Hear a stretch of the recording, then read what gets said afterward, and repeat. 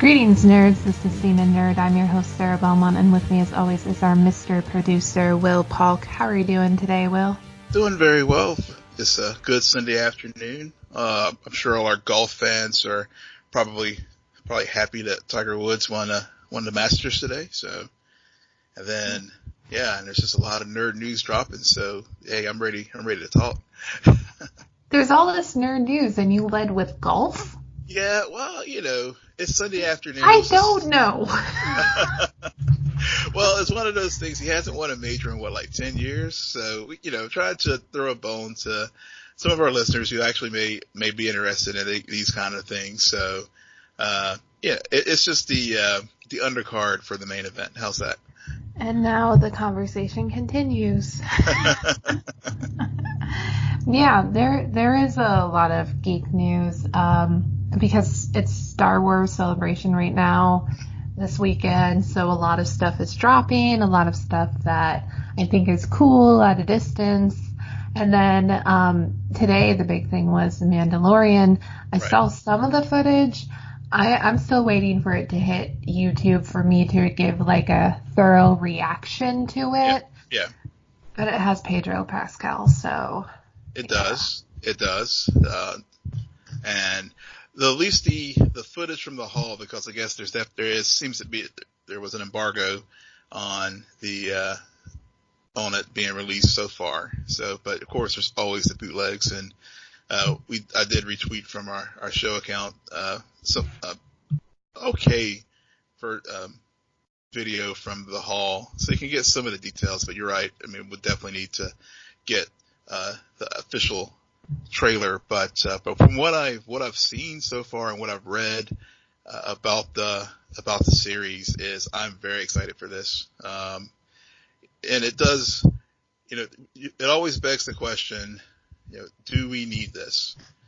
And one of those, we've had this gap between Return of the Jedi and Force Awakens, and The Mandalorian is going to fill that gap as far as what happens after the Empire falls after Return of the Jedi. And it looks amazing. Some of the things I've seen to compare it to is Clint Eastwood in Western, The Man with No Name, because I guess Pedro Pascal's character has as for the Star Wars geeks, we don't have to explain, but the Mandalorian armor is Boba Fett.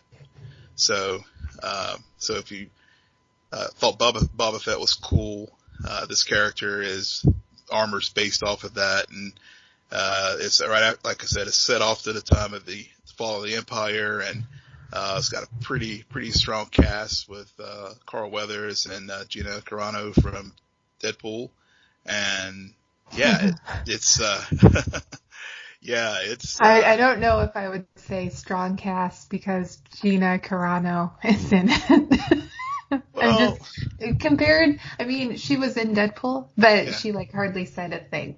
So it actually makes me more nervous that she's in it, because she's going to probably have a lot more dialogue. But yeah. Yeah, but I mean, I guess it's an A-list cast. It's not, it's known quantities, I guess is fair to say.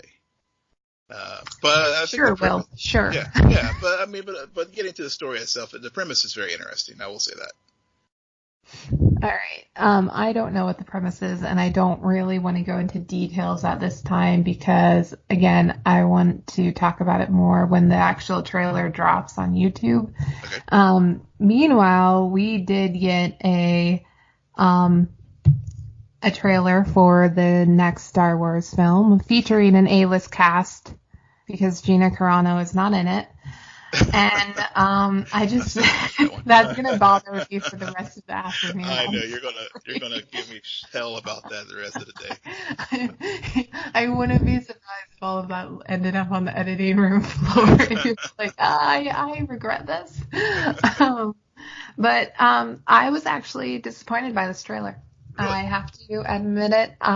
Especially the name. The name bothers me a lot. The Rise of Skywalker. This trailer, it didn't show me anything where I was like, I never thought I would get to see something like that. I don't really know what's going on with this story at this point, and I kind of like that, but I also just, I don't know, the last, for episode 8, the trailer was such like manipulation for what was happening, that going into the Star Wars, there were a lot of surprises, and this one, I just am very cautious over assuming anything that I can like connect the dots on what's happening, who they're talking about, what will happen. And I thought about this a lot.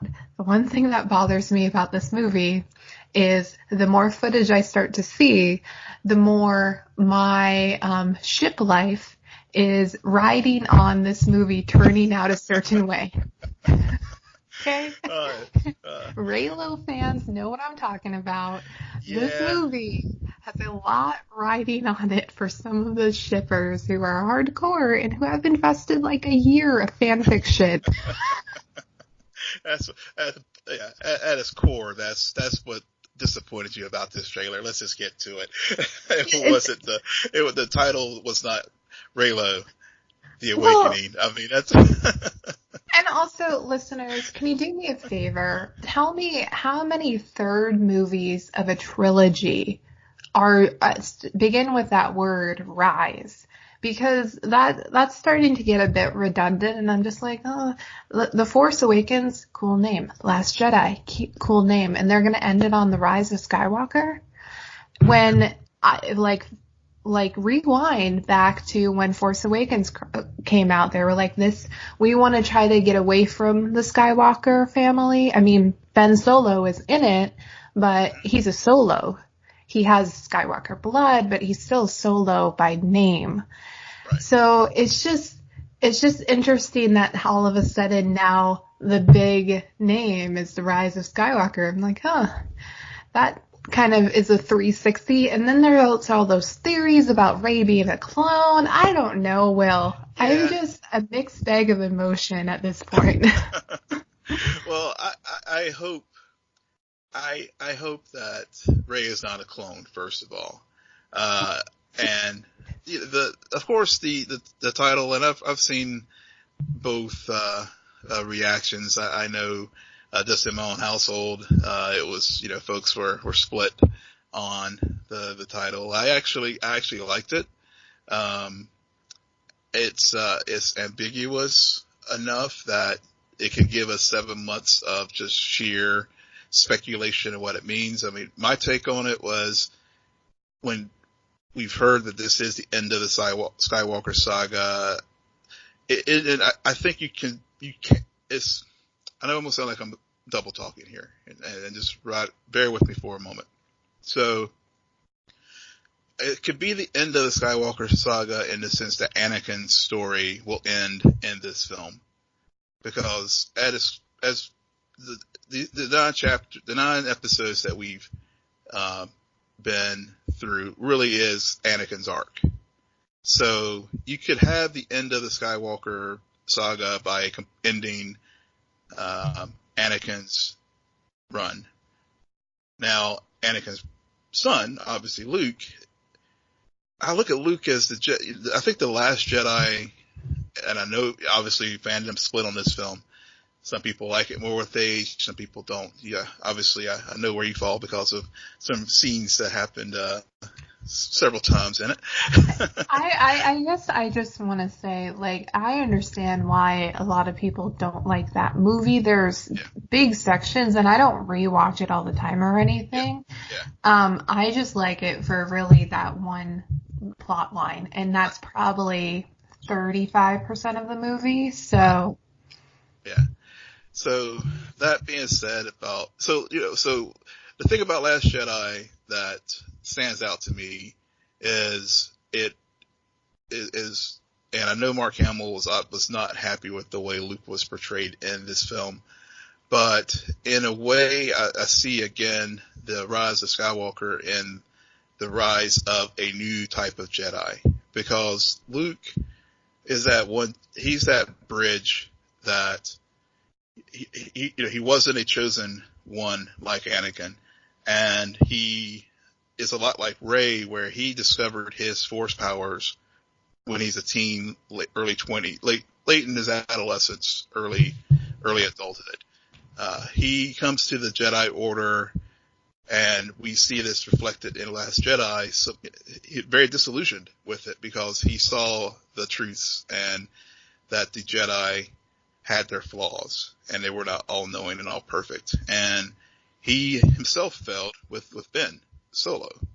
So I think, whereas it is the ending of the Anakin line of Jedi and Yoda and Obi-Wan and all that crowd, I think this is the Rise of Skywalker, is this new breed of Jedi who is going to be personified in Rey.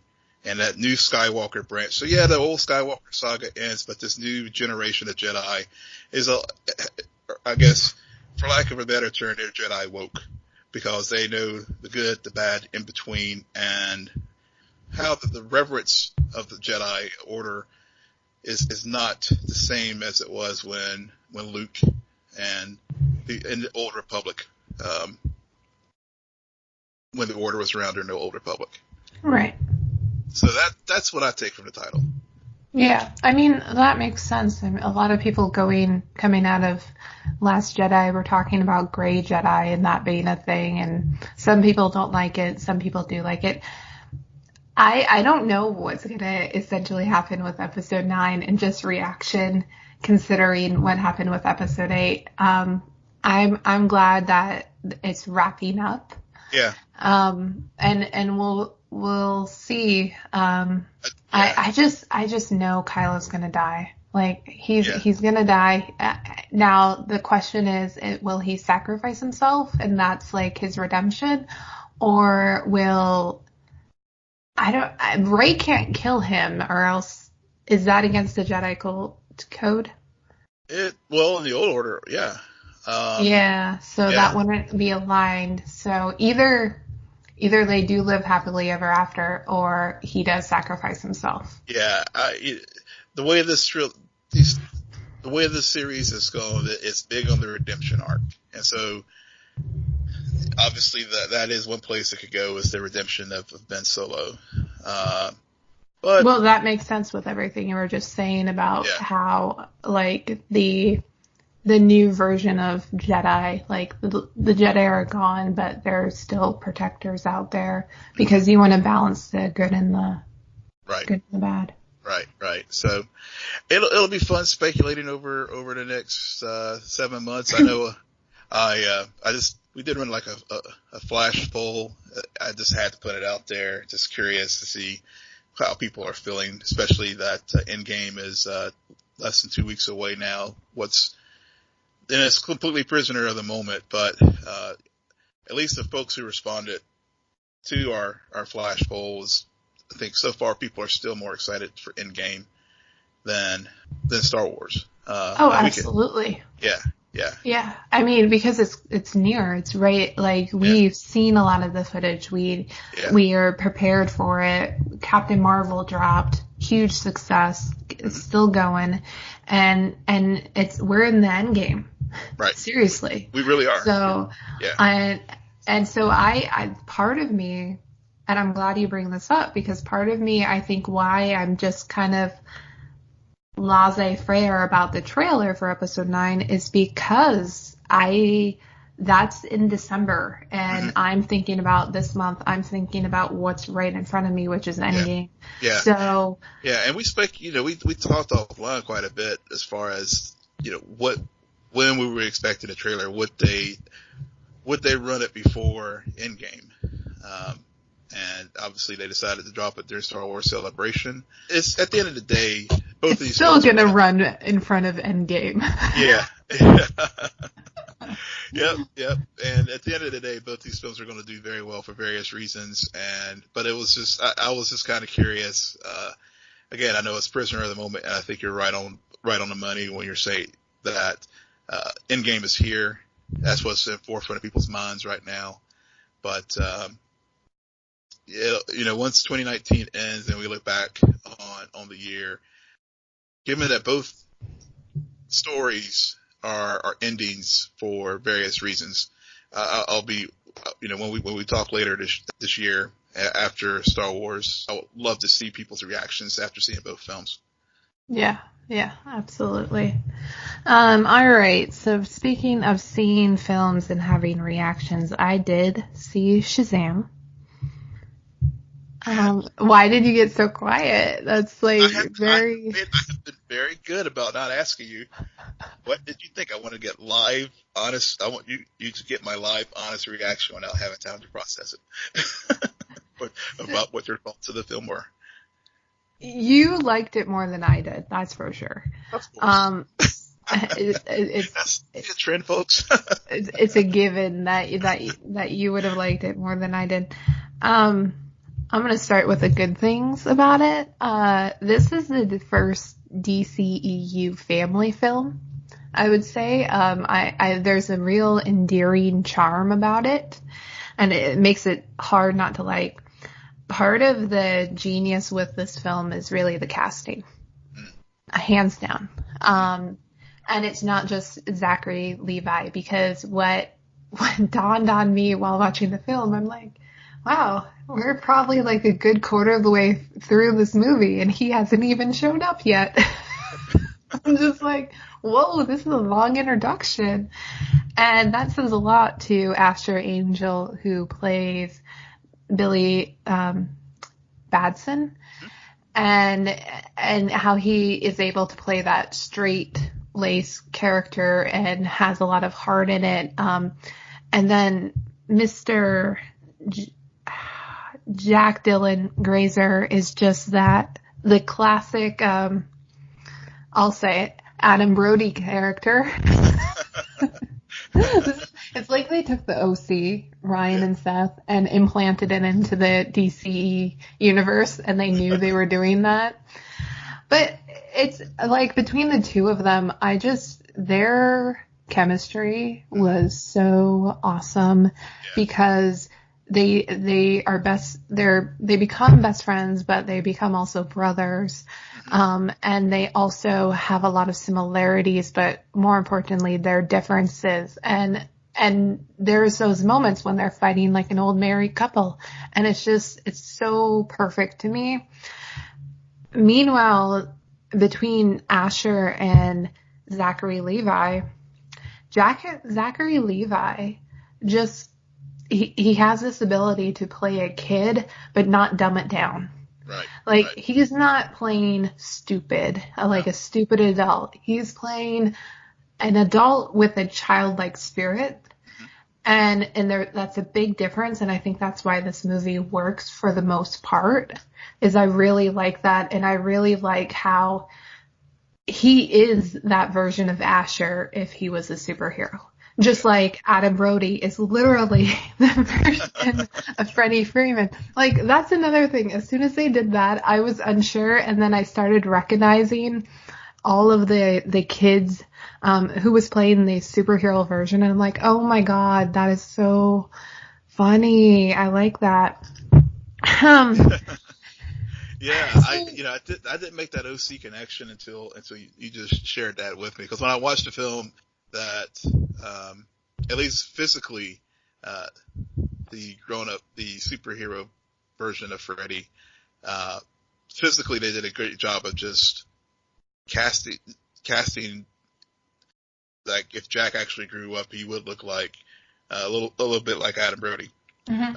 Physical aspect, but you're right though in that these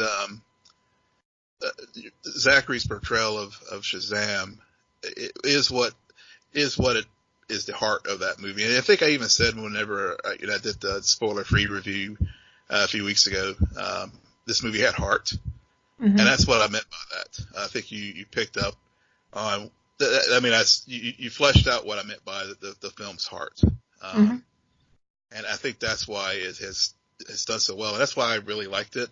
As far as just a different type of. It is a family film. It's definitely it's a definite different take on the DCEU, and it could easily have not been in the universe at all. and it wouldn't have really mattered. Oh, wow, that's a. For some reason, I feel like that statement went real dark. No, it's not dark. It's just that it would have been okay if we. I mean, and they don't. It's obviously it's touched on, and obviously the spoiler alert. Since we're talking, there is the big, well-known hero shows up at the end. Superman shows up at the end. But my point in that you could have had the film without touching on the other characters in the DCEU. It would have been fine. Mm-hmm. Yeah. I understand. I think you're right, and that's kind of where we are at with that universe. Is that we need these characters to work on their own before you can bring them together in a team capacity. Yeah. If you ever choose to go that route. Yeah, and everybody noticed that he didn't allow me to talk about the negatives of this movie. Oh, go right ahead.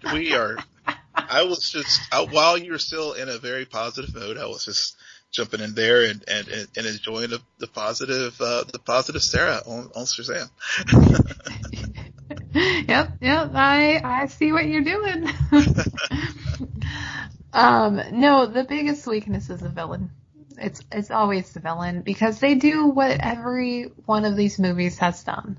They have a bunch of CGI creatures who go and terrorize people, and actually at one point it was very violent, and it was like, are they going to keep that up? And then by then it just got corny. I mean, some of the Dr. Sivian stuff was cool. I like how they did that. They did that moment about envy, being the last sin to come out of hiding. That was a really nice scene. The beginning, starting it with him and how he's also kind of an abandoned kid in a way. I understand what they were going for. Mark Strong just did not pull it off. That's being that grown up. He turned into just the typical mustache twirling villain at the end, and throughout majority of the film. And so I wish that dynamic between him and Billy Batson had worked out a lot better. And maybe the casting should have been different, to really elevate it to that place. But we all know that they just wanted to get through this narration, through this big, like, here's this universe, so we could eventually get to Black Adam. Because The Rock is going to nail combating with Zachary Levi, so, yeah. This definitely was the setup film. And I think this is like Wonder Woman before it, and even Aquaman, I think they have found their footing, as you said. It's better for them to have these standalone films, maybe with cameo appearances. It was very smart how they actually had Superman in this film. It was very good moment, and I'm glad that it ended up that Henry Cavill had scheduling conflicts so that he couldn't be in the film,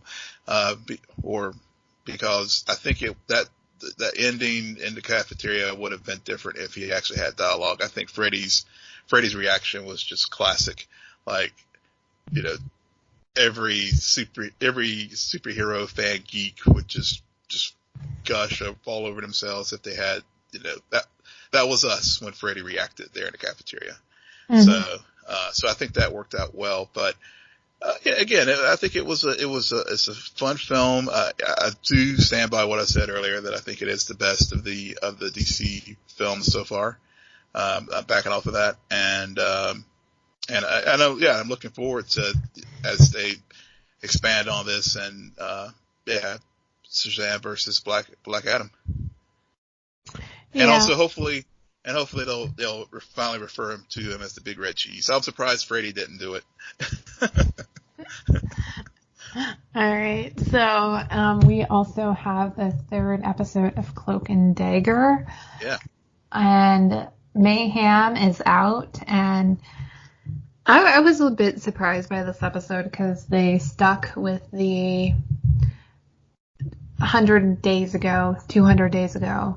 And it kind of threw me, especially towards the end when they, that the days started to, I don't know, the backtracking kind of got a little wonky because I felt like it backtracked to present day and then it still backtracked a little bit further.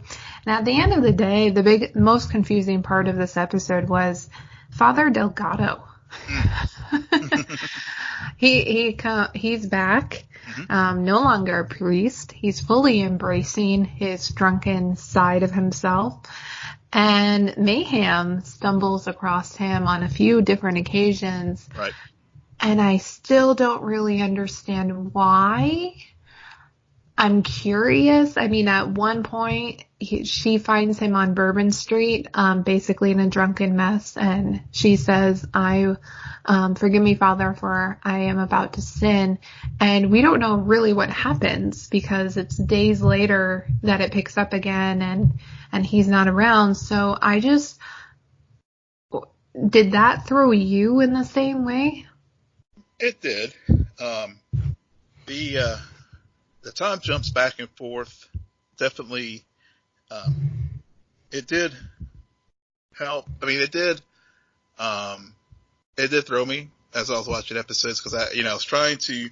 I mean, it was very good storytelling again, but as far as the overall episode, I enjoyed the episode overall. But it did get a bit distracting trying to keep track. If I glanced away for a moment and I didn't see 87 days ago or whatever it was, then, or even if I was watching it, it took away from the story just a little bit because it was a good narrative flow. And then we get to a point and then we jump back to some flashback as far as, Delgado, for example, and his fall from grace. Wow. I wonder if it was just set up. It was definitely, obviously, it was following through from the story from season 1, where Ty, as he was learning more how to use his powers and stuff. I think, if I recall, Delgado, Father Delgado, didn't he did experience this Ty's cloak and that darkness, and we had the flashback to him with the car accident, given he was a drunk driver. Well, that wasn't his cloak. I mean, part of Tyrone's ability is that he's able to see people's fears if he touches them, just like Tandy's able to see their hope. Right. And fears, and so I think maybe his fear of being exposed for what he did or how he truly is was what that was about. And so maybe they were just bringing that storyline forward, and that, like Bridget, there's a bright positive side and a negative side, and the negative side of Father Delgado was on display in this episode to just go through that theme that, there is that yin and yang within each of us, and here's, because of things that happened in his life, here's how he ended up backsliding into being an alcoholic mess again. And we see that with Ty and Tandy in this episode too, where Tandy was really almost okay with Mayhem just, being an executioner with those traffickers. And Ty had the fear of, wait, this could happen to me too, but Tandy has to remind him that no, you have more empathy, and he has more empathy, and he displays that, where, again, even though he's had many injustices inflicted upon him because he's being blamed for Connor's death, he still has faith in the system. And whereas Tandy was, a lot like Mayhem, which is shoot first, ask questions later, Ty still is like, no, there's a process as far as how to deal with these things. And so with each one of these characters, we're seeing that dark and light. And that's the whole, again, and that's a carry through that has been with Ty and Tandy's powers throughout this series. Mm-hmm. Yeah. I really liked what they did with well, let me backtrack. This is a classic conversation that seems to keep coming up in most of these superhero shows. What is justice, and how do you get justice? Is justice really locking up the bad guys, or is it removing them from the game altogether? And I think that watching Mayhem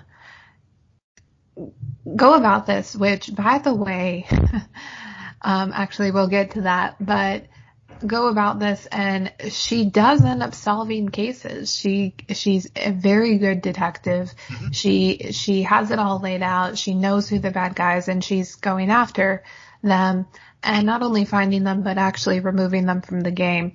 And I think that there is an appeal to that. I think the difference really came down to not only Tyrone's background, but just also that he's so afraid of becoming that person that he's going to run the opposite way, while Tandy knows who she is, to the point where she just wonders, maybe they're doing it the wrong way. And maybe I can have a bigger impact, because we saw in that first episode, she tried to make a difference. Yeah. And because of the way she went about it, which is like the nice way, it ended up really biting her in the back. Yeah. Well, the nice way how? Well, she tried to get that girl not to go back to her boyfriend. Right. Remember? Oh, yeah. And then it only pushed them closer together because of manipulation. Yeah. Gotcha. Yeah. I see what you're saying there. You're right. I can get that, and why she was drawn to Mayhem's taking him out of the game altogether, more so than Ty's reticence to do that, because he's just so afraid of crossing that line. Yeah, especially when you're already accused of crossing the line, and I think he's still debating in himself, because he doesn't know where Connors went. Like, he knows where he went, but he doesn't know what happened. So I wonder if part of that question keeps coming up in his mind. I know I don't want to be a killer, but did I actually kill somebody? Mm-hmm. Yeah. And to go back to that first episode or the second episode, Restless Energy, Tandy was close to killing that boyfriend, but decided not to. And again, that situation got turned down into him playing the victim. So she is frustrated. And I think that's what they really want to do with these two characters, is how the person with the most hope, who's able to feel somebody else's hopes, is like drawn to the darkness, while Tyrone, has a cloak of darkness, is drawn to the light. Yeah. They are, and I think, and using the human trafficking story as a backdrop for that, it's so real. It's so real. It's so grounded, and in the superhero world, where these individuals do have the power to possibly solve something, but for whatever reasons, as they see, but they also see the limitations of their power. Mm-hmm. To address a very complex problem. Mm-hmm. Yep. Let's get into this Mayhem, because I think what they did in this episode with Mayhem, showing the two sides of Detective O'Reilly, suddenly everything we saw in the first two episodes makes a whole lot more sense now that we understand where Mayhem comes from. My one question, and it's kind of a complaint too, is are we sure that the aggressive doesn't just take all detective skills away from the docile. Because Mayhem is pretty smart, and I don't know what's going on with Detective O'Reilly, because she just seemed very, like, not even one step behind, like multiple steps behind, and it was really odd. However, in a reflection of the first season, these two sides of her really do, if you put them back together, create the person we met last season. And I think that's part of the genius of what this actress was able to do given this premise. Yeah. I think that I like the split. I do think that because they both have the intelligence, they both have the detective skills, but you're right, the docile part of her, at least this episode, the aggressive, the alpha Bridget, the Mayhem, is definitely seems to have the upper hand as far as the detective skills, but the docile side knows those parts as well, so she is still also able to track, but it is 2 steps behind. So, I think we're going to see that pretty much throughout the season. Mm-hmm. But I think the docile side of her will be that anchor for both Ty and Tandy to keep them from going into deep.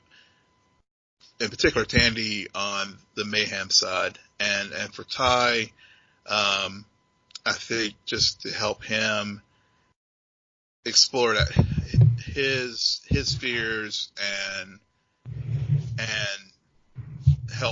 help him draw more of his abilities out. Right. Well, we'll see what happens with Mayhem and Tandy next episode, considering what are we calling this place that Mayhem got sucked into? Oh boy, I don't know. Another dimension, isn't it? It's another dimension, yeah. Yeah. It's Ty's cloak dimension, the Roxxon dimension. I don't know what we'll call it. We got to come up with a good name for it. Yeah. So, and I think that was, again, I really liked how they ended this episode. Because last season, I felt like, going into this season, I felt like 1 and 2 mirrored a lot of what we saw in the pilot episode last year. And now that we're going to get next week a full hour of them in this other dimension, Tyrone on the outside, Tandy on the inside, it mirrors what happened last season where they were sucked into each other's hopes and fears. Mm-hmm. Yeah. And Mayhem is just along for the ride. And she comes across something that I was even a little bit more shocked by, because I was waiting for Connors to jump out. And instead, we find the refrigerator boyfriend. Oh yeah, boyfriend, yeah. And he's awkward reunions. Yeah. Sums it up. Yeah. Yeah. So, I mean, really, I felt like what this episode did, because even Mina's in this episode, is focus on not just Tyrone and Tandy, but while moving them forward in this whole sex trafficking plot line, really build the universe of where everyone is since the incident during the season finale, and pulling those pieces together to help build for the rest of the season. Right. And I also I liked the split, in that it's a true split. It's not a Jekyll and Hyde. We really got confirmation of that. It's also the Mayhem where she has some superhuman abilities. It's not like overwhelming. It's in good context, as far as she's definitely more aggressive. She has sharpened nails as far as being able to slit people's throats, but she's not like this overwhelming villain who has such superhuman strengths that it takes it out of this show's established universe. Yeah, that's a very good point. Very good point. It's real. It makes sense that, okay, she can do some things like, I mean, it was just badass when she caught Tandy's light blade. I mean, It's like that, those stories you hear about moms who have to defend their kids and suddenly exhibit superhero-like strength right. and protection. Like all of that aggression really is put into this one entity where there is nothing else. Yeah. And in comparison to, I don't know, somebody just yelling the word Shazam and suddenly becoming the superhero version of themselves, that would take out the groundedness. Yeah, it would. It totally would. And I think that's the difference you're talking about, which is exactly. Great. Yep. And before we move on to Doom Patrol, one of my favorite moments in the episode was when Tandy felt that girl and she could not feel any of the hope. Yeah. And how paralyzing that was, and for Tyrone to then have to recognize the fear. I think that moment of the lack of hopelessness was really poignant. Yeah, it was. I had made a note of that. I'm glad you brought it up. I mean, just for the reasons you said, to me, that was probably the strongest standout moments of the episode for me as well. As, really gets, I mean, just real world, I've dealt with this in my professional life too, as far as working on these issues, and that lack of hope for these women, and people who've been trafficked, and Tandy just feeling hopeless to do something. Again, this gets to our point about why I really like this show, and I think it stands out in this genre, and that groundedness, and not allowing these superpowers to create a false solution to a very complex problem. Mm-hmm. Absolutely. Speaking of lack of hope, Jane Patrol. Ooh, yeah. That was an exhausting episode. I don't know if it was exhausting for me. I walked away from it thinking to myself, in all honesty, this is a one-off. This is one of the first, I would say, truly authentic one-off episodes that Doom Patrol has had all season.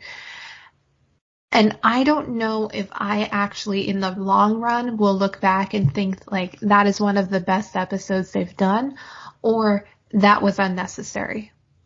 Because part of why I'm so fascinated by Jane is there's so much you don't know about her, and they were alluding to where her powers come from, where all these identities come from.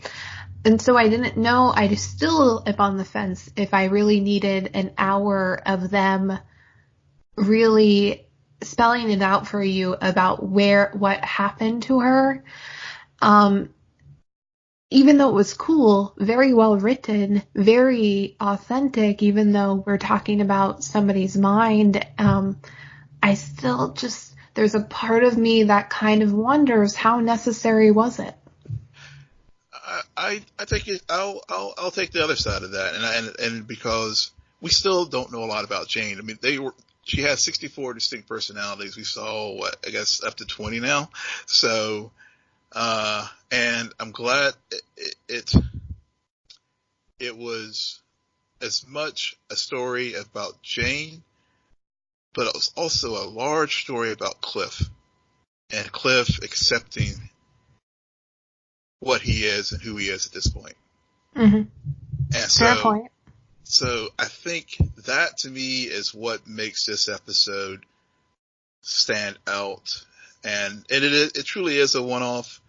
And we talked last week or so about the pairings and the father-daughter dynamic between Cliff and Jane was on full display here, but in trying to pull Jane out of her mind and out of her despair and her own survival of being an abuse victim, but in doing that, we really got to get deeper into Cliff's journey. And I think it was the smartest thing they did with this episode is having the human Cliff show up to go into Jane's mind. Because otherwise, if he had just gone in there as Robot Man, this episode would have turned out in a completely different way. Mm-hmm. I don't know why, but while you were talking, I suddenly got this like rush to tear up. I don't know, this topic, what they get into, I've never experienced anything like that myself, thank God. But just knowing that it does happen, mm-hmm. It kind of makes me just want to puke and just think like there's a reason why some people just should not have sex and should never be allowed to have kids. Yeah. It was a hard episode to watch. Yeah. It so is. And if I'm trying to figure out how to say this, but there's a movie on Netflix called All About Nina, I believe. DM me if people are interested to know more about it. But there's a point in that movie where this comedian basically goes a little bit psycho and maybe says some stuff about her upbringing that you probably don't need to say in front of like a full audience, but hey, everybody has their breaking point. And I just kept thinking about that movie and that monologue and comparing it to this version of how you get to that point and being able to explain why you are pissed off at the world and why people shouldn't like make light of it. Yeah.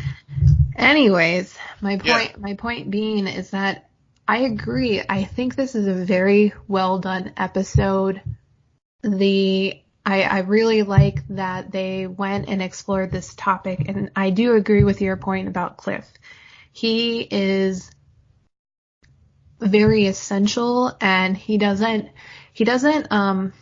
take up too much space. No. Because this really is Jane's episode, but he is used just enough. And that moment when he was tearing off his face, oh yeah, I had to look away.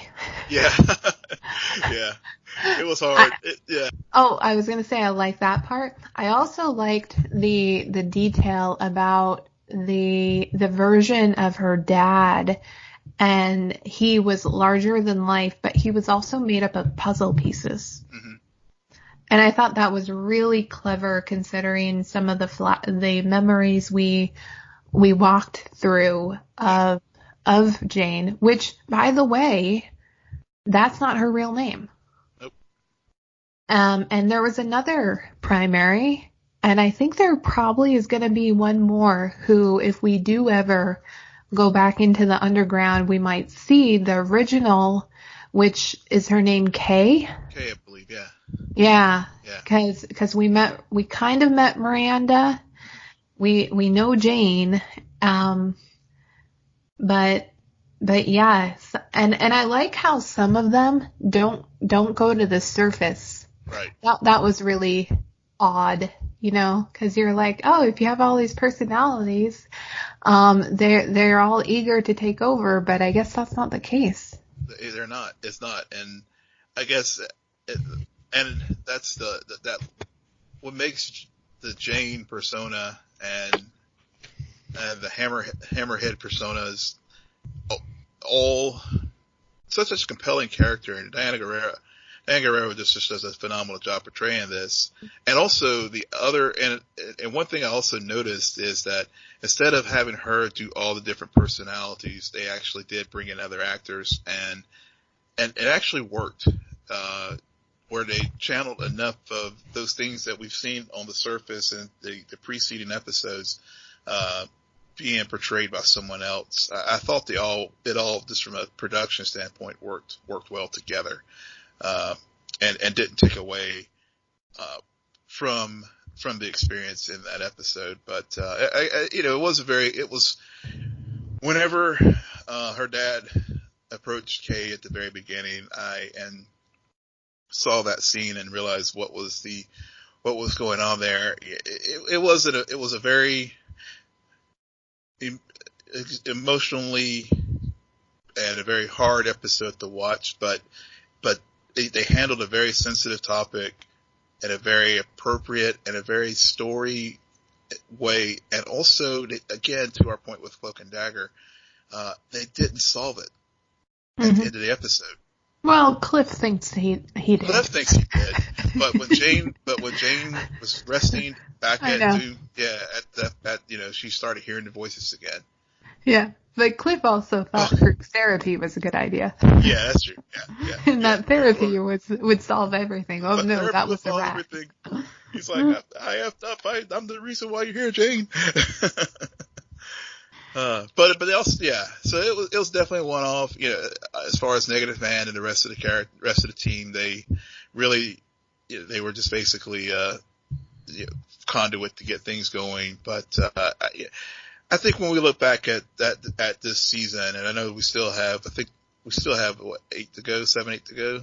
Yeah, that's starting to worry me. I was looking at that after watching this episode. I'm like, 15 episodes. Yeah.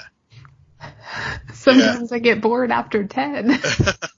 I don't know, but but I think that for me, I know we had those little hiccups, and we may have some hiccup episodes getting to 15, but I feel like the show's getting back on its footing. And yes, this was a one-off, but I think it was a necessary one-off that, even though I know more about Jane, it left me with even more questions than answers.